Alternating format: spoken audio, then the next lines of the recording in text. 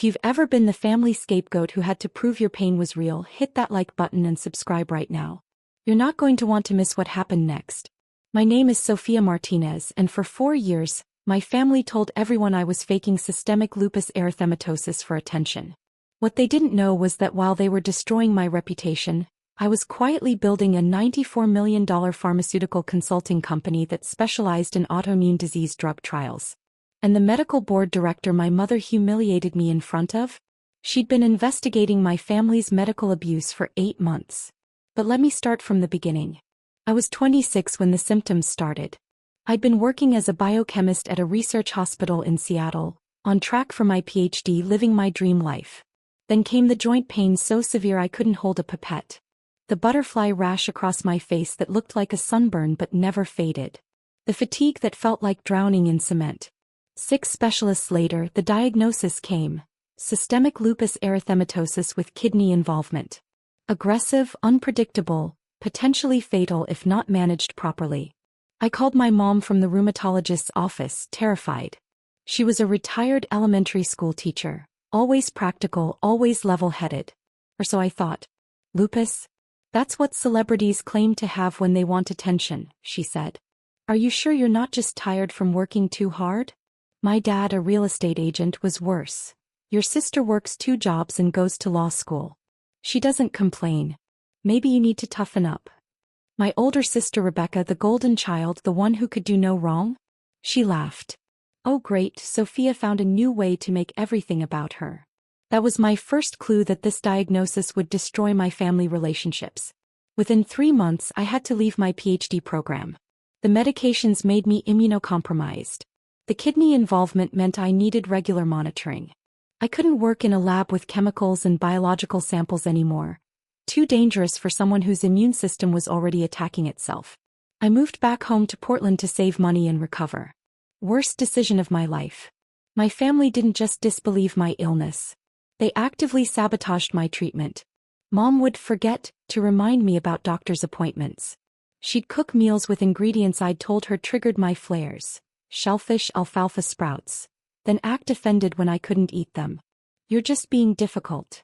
Dad refused to help pay for my medication copays.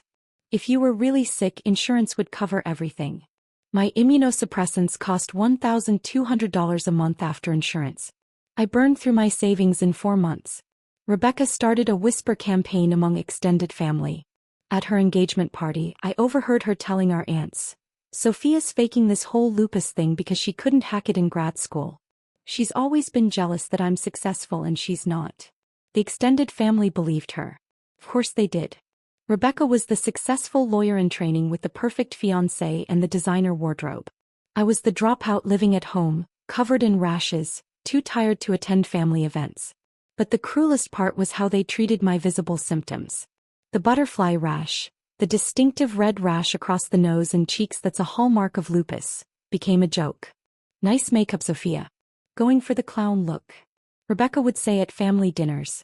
When my hair started falling out from the medications, Mom told relatives I'd shaved it for attention. She's going through a phase. Ignore it. When I used a wheelchair on bad days, lupus can cause severe joint inflammation and muscle weakness. Dad told his friends I was being dramatic and milking sympathy.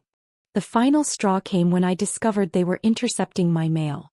I'd applied for disability assistance and the approval letter never reached me. I only found out when the state agency called asking why I hadn't responded. Mom had thrown it away.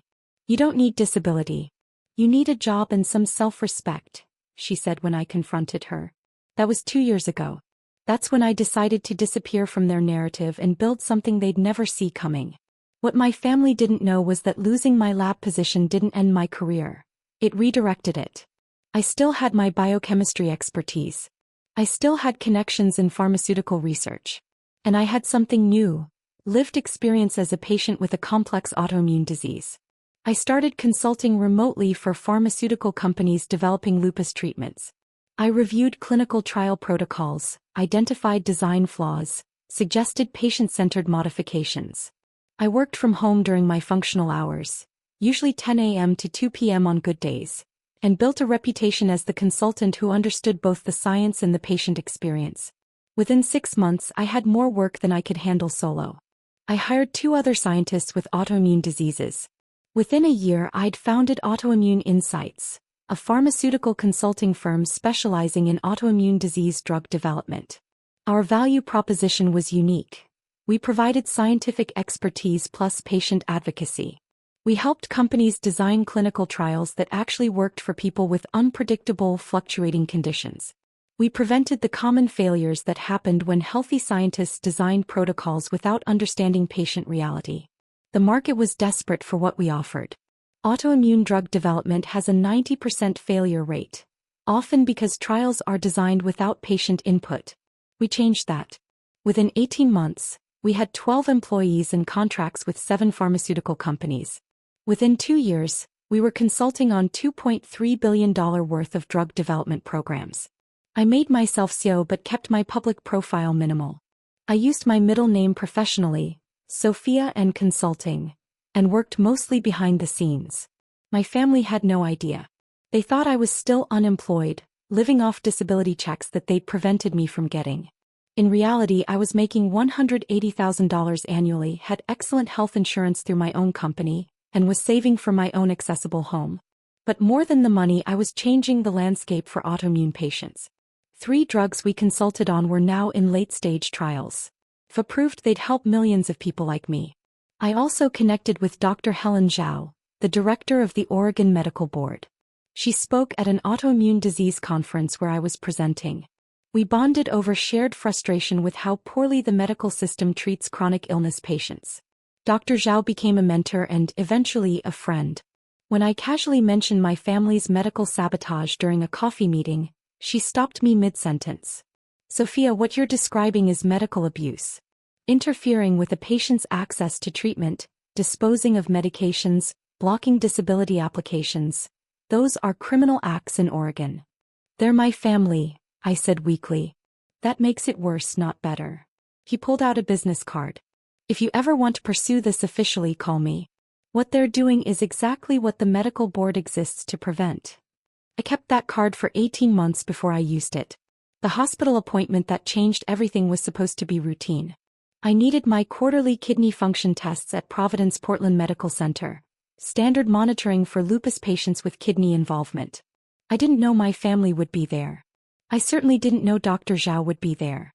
My mom had recently befriended a woman named Linda at her book club. Linda's husband had been hospitalized for a minor surgery, and Mom was visiting to provide support. She'd been bragging about what a good friend she was, how generous with her time. I arrived at the hospital lab waiting room at 9 a.m., already exhausted. I'd had a flare the night before, joint pain, fever, the works. I was using my wheelchair because walking was excruciating. And there was my mom sitting with Linda, clearly in the middle of entertaining her with stories. Mom saw me and her face went through several emotions. Surprise, annoyance, then something calculating.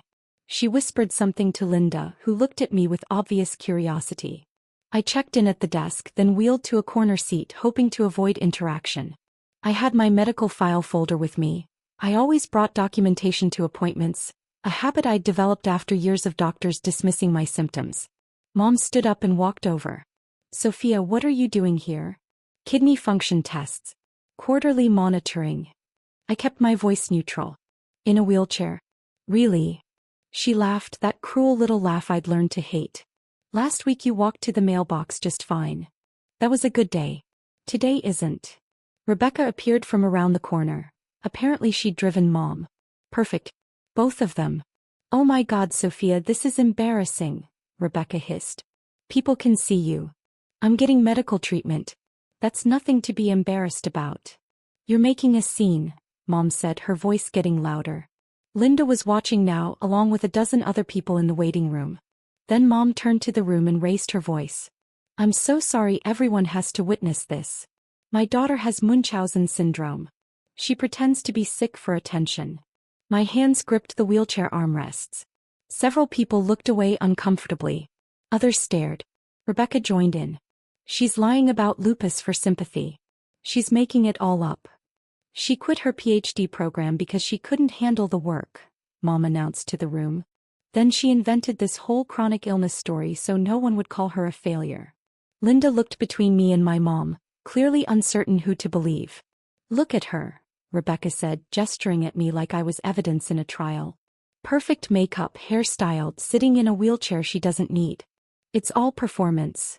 I have lupus, I said quietly, but my voice was shaking. I'm here for kidney function tests because lupus is attacking my kidneys. Liar, Mom said flatly. I've watched you for 2 years. You're fine when you want to be. Sick when it's convenient. You're manipulating everyone. I pulled out my medical file folder, thick with test results, doctor's notes, medication lists. I have documentation. Mom snatched it from my lap before I could stop her. Oh, I'm sure you've convinced some doctors to play along. That's what people with Munchausen do. She started flipping through pages, showing them to Linda and other waiting room patients. See? She's probably doctor shopping until someone gives her the diagnosis she wants. Those are real test results from real doctors, I said, my voice breaking. Please give them back. And oh, Mom said loudly. Someone needs to stop enabling your delusions. She ripped several pages from the folder and started tearing them up. I stayed silent. Tears were running down my face, but I said nothing. What could I say? She'd already decided I was lying. The whole room had heard her version first. Rebecca pulled out her phone. I'm filming this. Maybe public shame will finally make you admit you're faking. That's when Dr. Helen Zhao walked into the waiting room. Drop a comment and let me know where you're watching from tonight. Dr. Zhao had been visiting the hospital for a medical board inspection, random reviews to ensure quality of care. She'd been in the administrative offices when hospital security had called about a disturbance in the lab waiting area. She walked in just as Mom was tearing up my medical records and Rebecca was filming me crying. Dr. Zhao's face went from professional neutrality to cold fury in seconds. Excuse me, she said, her voice cutting through the chaos like a scalpel. I'm Dr. Helen Zhao, director of the Oregon Medical Board. The room went silent. Mom froze mid-tear, a piece of my lab results hanging from her hand. Dr. Zhao walked directly to my mother. You just destroyed a patient's confidential medical records in a public hospital waiting room. That's a violation of multiple state and federal laws. These aren't real records, Mom stammered. She's faking. I've reviewed Sophia's complete medical file, Dr. Zhao interrupted. As medical board director, I have access to all licensed physician records when investigating potential medical abuse. I've been reviewing Sophia's case for 8 months. Rebecca's phone dropped slightly. What? Dr. Zhao turned to face the waiting room, projecting her voice so everyone could hear. Sophia Martinez has systemic lupus erythematosus, confirmed by 3 independent rheumatologists. Kidney biopsy results show lupus nephritis class 4. RNA positive, double-stranded DNA antibodies elevated, complement levels consistently low. These are not subjective symptoms. These are objective laboratory findings that cannot be faked. Mom's face drained of color. But she seems fine sometimes. Lupus is a relapsing remitting disease, Dr. Zhao continued. Patients have good days and bad days. That's characteristic of the condition, not evidence of malingering. Any physician would know that. Your daughter having good days doesn't mean she's faking. It means her treatment is partially effective. She pulled out her own tablet showing something to the room. Furthermore, I've documented multiple instances of medical abuse by Sophia's family. Intercepting mail related to disability applications. Disposing of prescribed medications. Preventing access to medical appointments. Serving food items the patient has documented allergies to. This behavior worsens Sophia's condition by approximately 60%, according to her treatment team's analysis. That's insane, Rebecca said, but her voice wavered. We're her family. We were trying to help her see reality. You were medically abusing a vulnerable patient, Dr. Zhao said coldly. And in Oregon, that's a criminal offense. Hospital security arrived. 2 officers, already briefed by Dr. Zhao's call minutes earlier. These 2 individuals, Dr. Zhao indicated Mom and Rebecca, need to be escorted from the premises and banned from visiting without authorization. I'm filing formal reports with Portland Police and Adult Protective Services regarding medical abuse of a dependent adult. Dependent adult? She's 28. Mom protested. She has a disability that substantially limits one or more major life activities. Under Oregon law that qualifies. And you've been systematically interfering with her medical care. Dr. Zhao's voice was ice. You're lucky I'm not having you arrested right now. Security stepped toward my mother and sister. Mom's face went from pale to red. This is ridiculous. Sophia, tell them this is all a misunderstanding. I looked at my mother. This woman who'd given birth to me, raised me, and then spent 4 years trying to convince everyone including myself that my suffering wasn't real. It's not a misunderstanding, I said quietly. You've been destroying my medical records, blocking my treatment, and publicly humiliating me for 4 years. Dr. Zhao is right. What you did is abuse. The security officers escorted Mom and Rebecca toward the exit, but not before Linda, Mom's book club friend, stood up. Patricia, is this true? Have you been lying about your daughter being sick? Mom tried to maintain composure. Linda, you don't understand. Sophia's always been dramatic. I work in healthcare administration, Linda said coldly. If the medical board director says your daughter has documented lupus and you've been interfering with her treatment, then you've been committing medical abuse. And you made me witness it. He turned to me. I'm so sorry. I believed her stories about you. Then she turned to the room. For anyone who heard Patricia's accusations, they're false. This woman has been medically abusing her disabled daughter. Mom's face crumbled. Her social reputation, the thing she cared about most, was disintegrating in real time. Please, Mom begged security. Let me explain to Sophia privately. No, Dr. Zhao interjected. Sophia has a restraining order petition ready to file. I've been helping her prepare it for months. She didn't want to use it because she hoped you'd stop on your own. You didn't. She handed documents to the security officers. Temporary protection order, emergency filing. Effective immediately. Patricia Martinez and Rebecca Martinez are prohibited from contacting Sophia Martinez through any means. Rebecca started crying. You can't do this. We're family. You stopped being family when you chose cruelty over compassion, I said, finding my voice again. Every time you called me a faker. Every time you laughed at my symptoms. Every time you told people I was lying. You weren't family. You were bullies. Dr. Zhao pulled out another folder. She'd come prepared, clearly having anticipated this confrontation might happen. Before security removes you, there are additional matters to address. She opened the folder. Sophia, do you consent to me sharing the contents of this investigation with your mother and sister? Yes, I said. Dr. Zhao pulled out the first document. Patricia Martinez, you destroyed Sophia's prescribed medications on 4 documented occasions. Prednisone, hydroxychloroquine, and immunosuppressants. Each instance could have triggered a life-threatening lupus flare. That's reckless endangerment. Mom's mouth opened and closed. I thought she didn't need them. You're not a doctor. You don't get to make that determination. Dr. Zhao pulled out another page. You also intercepted and destroyed Sophia's approved disability benefits letter, preventing her from receiving $1,847 monthly in assistance she qualified for. That's theft and fraud. I was trying to motivate her. Mom protested. You were stealing from a disabled person, Dr. Zhao corrected. Rebecca Martinez, you've posted on social media 43 times claiming your sister is faking disability. That's defamation and disability discrimination. Your posts have been screenshot and compiled as evidence. Rebecca's face went white. Those were private posts to friends. Social media isn't private. And several of your friends have reported feeling pressured by you to shun your sister. That's constructive harassment. Hit that subscribe button if you've ever had to prove your invisible illness was real, because what happened next changed everything. Dr. Zhao pulled out a third document. But here's what you really need to know.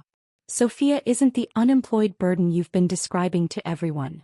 Mom and Rebecca both looked confused. Sophia, would you like to tell them or should I? I wheeled forward slightly. My hands were steadier now. I'd been preparing for this moment for 2 years. While you were telling everyone I was faking lupus and unemployed, I was building a pharmaceutical consulting company, I said. Autoimmune Insights. We specialize in autoimmune disease drug development. We're currently valued at $94 million. Rebecca's face went slack. What? I'm the CEO. I have 12 employees. We consult on drug trials for 7 major pharmaceutical companies. I make $180,000 annually, plus stock options. I pulled out my own folder, my documentation weapon. I have excellent health insurance through my own company. I own my own accessible home.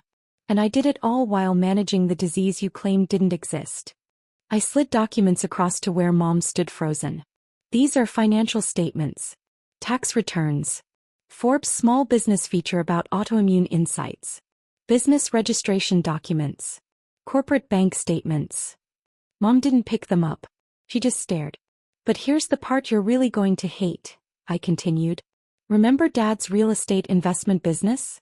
The one he said was struggling and he needed to close. They both nodded. I'm his silent investor. I bought 65% ownership 18 months ago when he was facing bankruptcy. He doesn't know it's me. I used a holding company. I've been keeping his business afloat while you've been telling everyone I'm a worthless failure. Dad wasn't at the hospital, but I knew this information would reach him within hours. And Rebecca, your law school tuition? The scholarship you thought you got last year.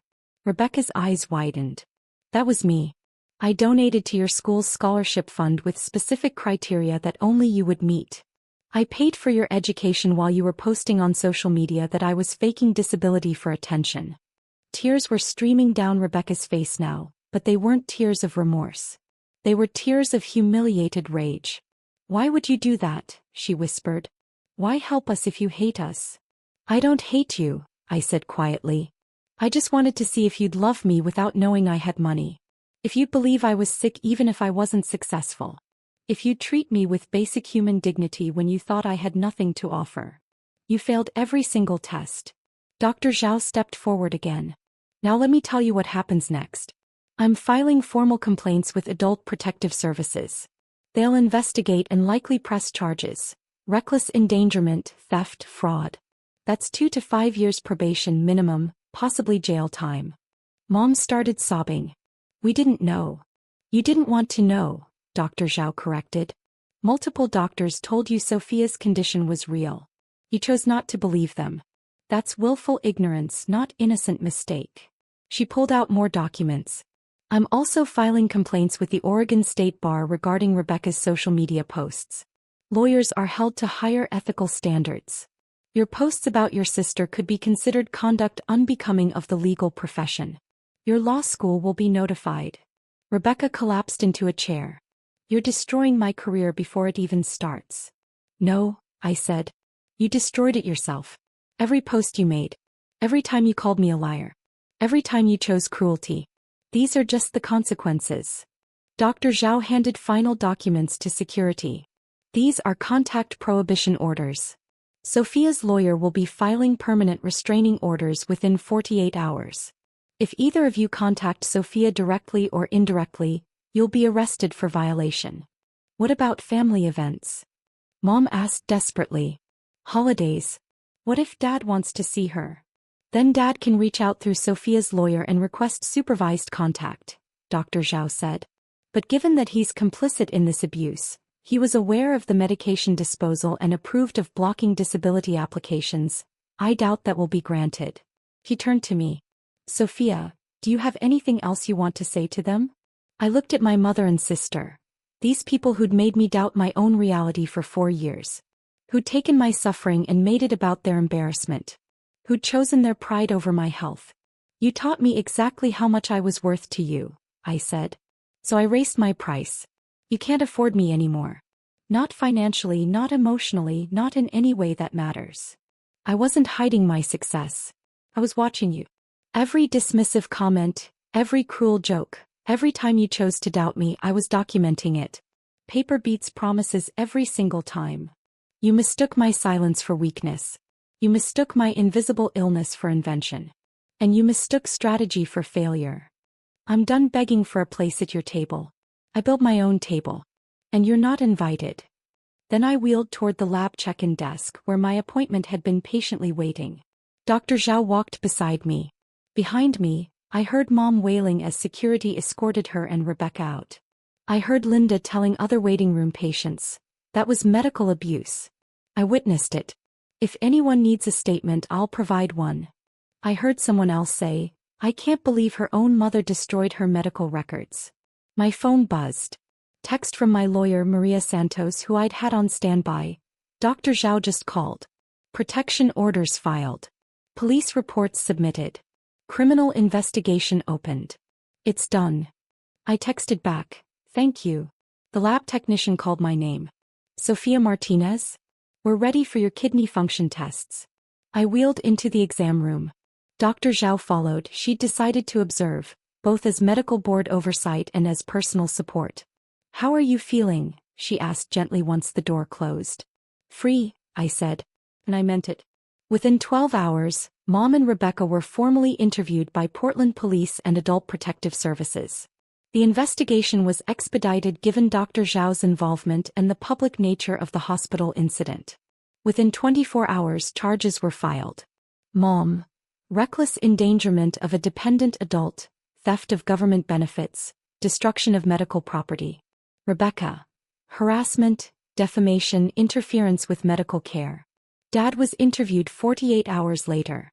Turned out he'd been fully aware of everything, encouraging it even. He was charged as an accessory. Within 72 hours, the story hit local news. Family charged with abusing disabled daughter. Medical board director intervenes. The news footage included Linda's testimony about what she'd witnessed in the hospital waiting room. Rebecca's law school received the Oregon State Bar complaint along with screenshots of her social media posts. She was called before the ethics committee. Her law school suspended her pending investigation. Her graduation, scheduled for 3 months away, was indefinitely postponed. Mom and Dad's friends began distancing themselves. Linda, formerly Mom's close friend, gave multiple interviews about warning signs she'd missed, and how believable Patricia seemed. Dad's real estate business tanked. Once word spread about the abuse charges, clients canceled contracts. His reputation in Portland real estate was destroyed. The business I'd secretly saved was dying anyway, so I withdrew my investment. He filed bankruptcy within a month. My extended family fractured. Aunts and uncles who'd believed Rebecca's lies started reaching out with apologies. Some I accepted. Many I didn't. Forgiveness doesn't equal relationship restoration. Mom's book club expelled her. Her church community asked her to step back from volunteer roles. The social standing she'd valued above all else. The respectability, the reputation as a good mother. Gone. Rebecca's fiancé broke off their engagement.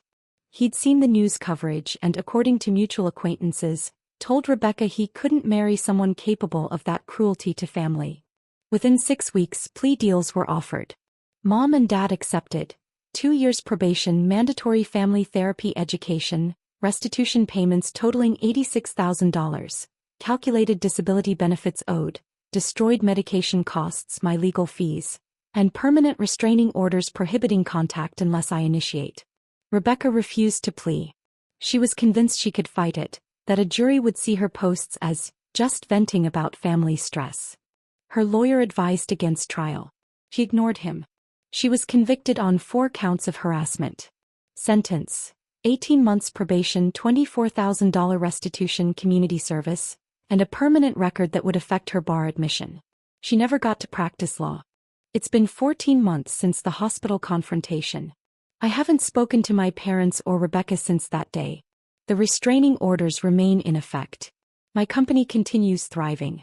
We've expanded to 17 employees. 2 drugs we consulted on have received FDA approval and are now on the market, helping hundreds of thousands of lupus patients. Our company valuation is now $127 million. I bought a fully accessible home, wide doorways, roll-in shower, adjustable counters. On good days I walk through it. On bad days I will.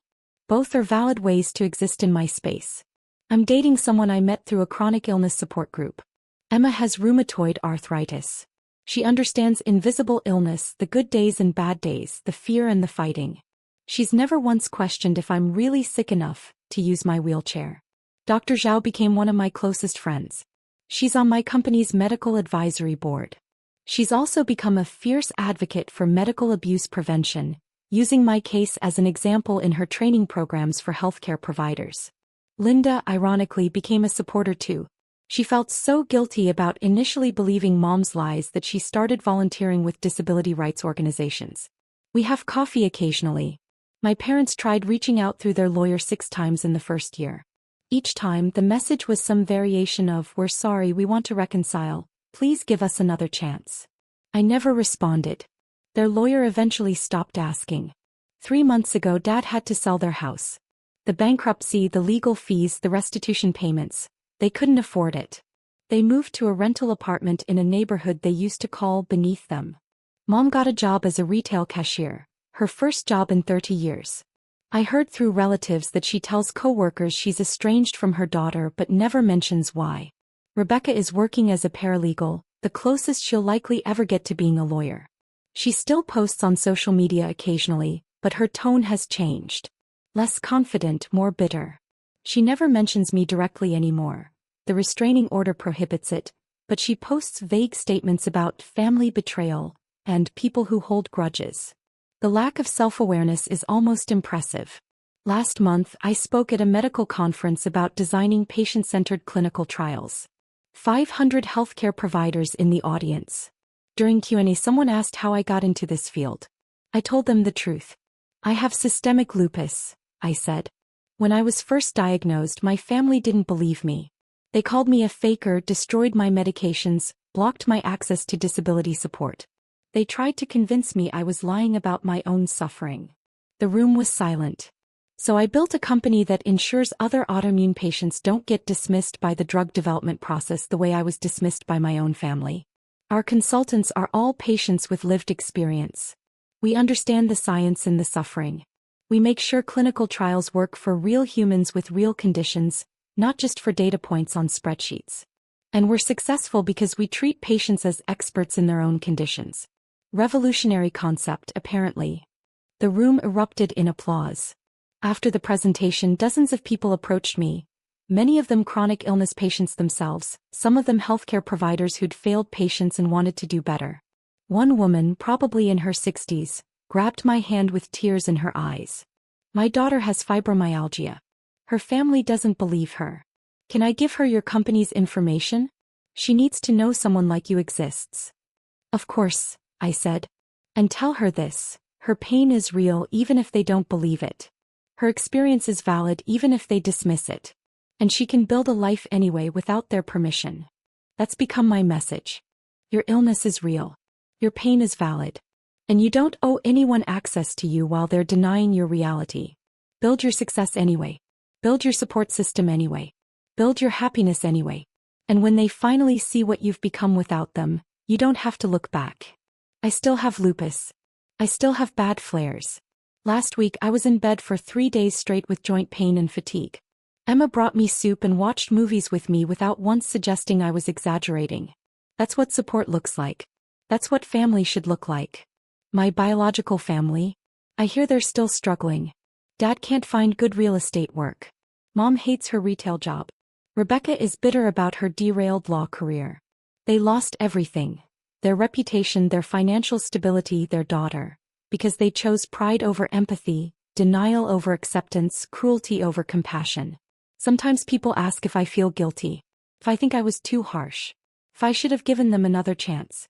The answer is no. They had 4 years of chances.